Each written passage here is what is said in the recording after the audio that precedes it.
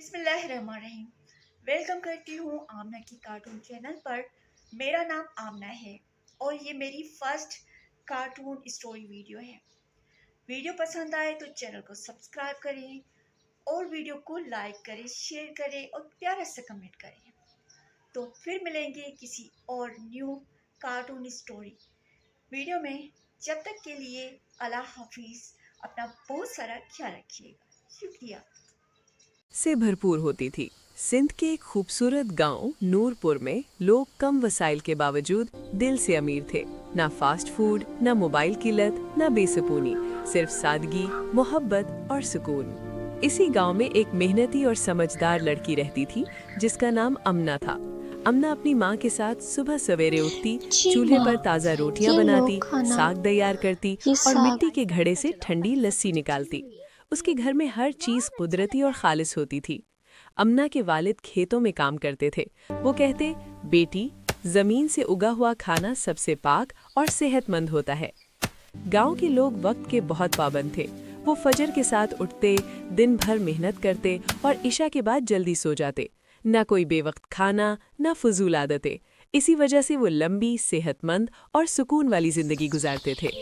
अमना को अपनी सादा जिंदगी बहुत पसंद थी। उसे खेतों की हवा, परिंदों की आवाजें और शाम का सुकून दिल को खुश कर देता था।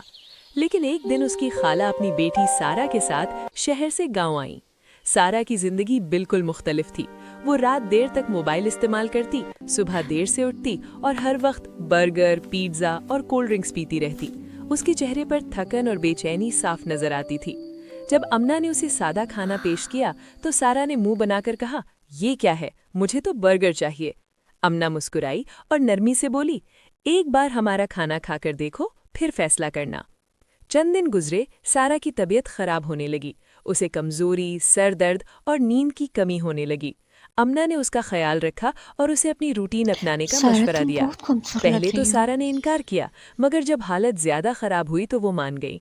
अब सारा अमना के साथ सुबह जल्दी उठने लगी, ताज़ा खाना खाने लगी, खेतों में चलने फिरने लगी और रात को वक्त पर सोने लगी। सिर्फ एक हफ्ते में हैरान कुन तब्दीली आई।